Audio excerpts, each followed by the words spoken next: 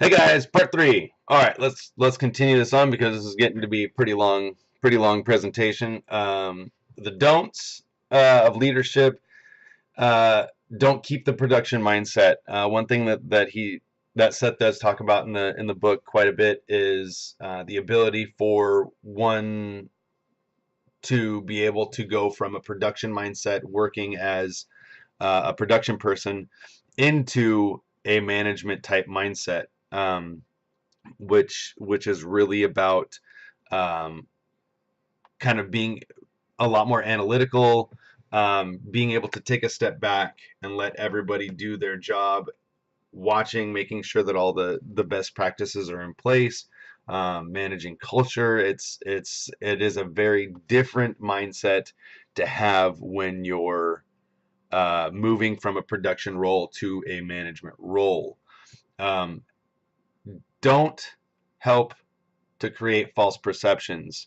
One thing that he spends a little bit of time talking about is favoritism, because if someone that deserves a leadership opportunity, maybe they're connected to someone higher up, right? And by making that choice, you are going to form perceptions among other people that you are playing favorites, right? Because, oh, well, so and so was connected to so and so who's up here, and now he has the opportunity to do this, like that. They're playing favorites. Okay, well, that shouldn't prevent you from choosing the best candidate as a leader, but you also need to be able to get out and communicate that stuff so that way you can help reduce false perceptions or negative perceptions the best that you can, because again, that is culture changing stuff.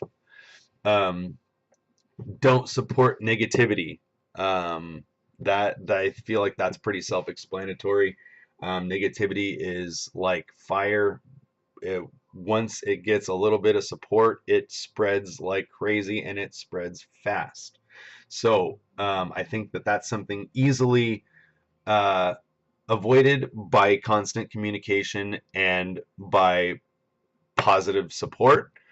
Um, and if at some point that a negative staff member can't not be negative, then that is going to require something more than a conversation, and because it is not about uh, the big picture is not about any individual person. It is about the entire studio, the entire team, the family, whatever you want to call it, and its success. So that is something that could be a relatively hard decision, especially if you're a new leader.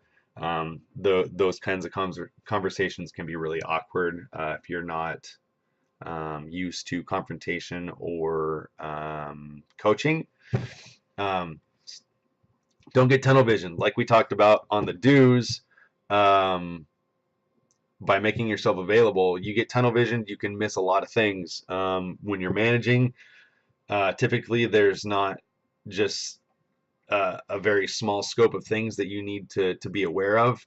Typically, it is a little bit larger. Um, you have a bunch of different facets that you need to be able to kind of understand and at least monitor. So if you get tunnel visioned on any one thing for any extended period of time, it can really derail a project. Um, and don't stop learning. Don't let your ego get to your head if somebody offers you a leadership position. That doesn't mean that you made it and you don't have to do anything. Those are the leaders that don't last very long, or they fall on their face and they're not respected. Um, if you made it to a leadership opportunity, that's great. You obviously earned it. But on the flip side, it's not the top of the charts where you can just kind of kick back and say, "Oh, I made it." We need to keep learning. We need to evolve and adapt, especially in the gaming industry, because it is an ever-changing, constantly evolving beast that needs constant attention, constant communication, and constant growth. So, I think that was probably the biggest thing that I would say is the most important, is never stop learning about you, about yourself, processes, the industry. Just don't get to a point where you feel like you know it all. Signs of success. Some signs of success I think are pretty stereotypical. I think they're pretty obvious. Team projects that are successful typically have a really cohesive, positive work environment. And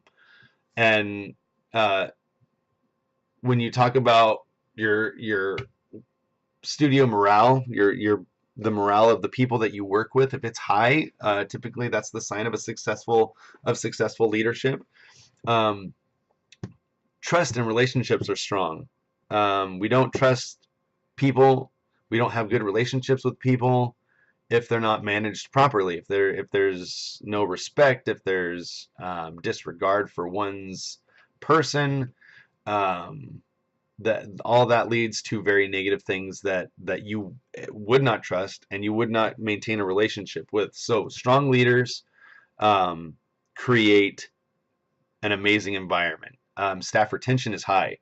Nobody's going to stick around for people that don't know how to lead other people. If you're going to take a group of people and say, hey, walk into this pit of spikes and fire with me because it's the right thing to do, you're really probably going to walk in by yourself. The external perception is positive, right? So everything that we do inside is reflected outside because of how we act. So if everything's good on the inside of our house, the outside of our house is going to look happy. It's going to look good. It's going to have a positive perception. And the culture can change, but it's strong. It's not a complete 180. You're not going from black to white as far as your culture goes. It's strong throughout the staff and the leadership that's there. It's cohesive. Everybody buys in. Everybody trusts that what you're doing and what your mission is the right one, and you're doing it the right way. All of those things I feel like are fairly obvious, but it's true. Like those are real signs of success in leadership, because leadership trickles down. It is really a snowball effect. So if you have good leaders, if you have a good manager, you have good leaders. If you have good leaders, then you have good staff. And if you have good leaders, or if you have good managers, leaders, and staff, then you're obviously going to produce a good project, or you're going to produce a good product. And my overview of this textbook, was it worth it? The money and the time reading. I say yes. It was a relatively short book at only 264 pages-ish of text, aside from like the index and stuff like that. The topics I did feel were somewhat repetitive over time, and I don't know if it's because of the size of the book. So it reused some topics and just kind of analyzed it from different angles, which I mean I guess would be a really smart way to do it. But while reading it, it did feel semi-repetitive at times. So I kind of disengaged a little bit, but pushed it through. And then I do think it was a really good leadership book for people to read that are in the industry and then maybe are trying to get into the industry, because it gives them an idea of what's kind of going on, where it's at, where it's going, and the processes that it takes along the way. So overall, pretty happy with the book. I'm definitely not upset that I spent my $25 on it. You should go check it out, and that's my book review, guys. Thanks.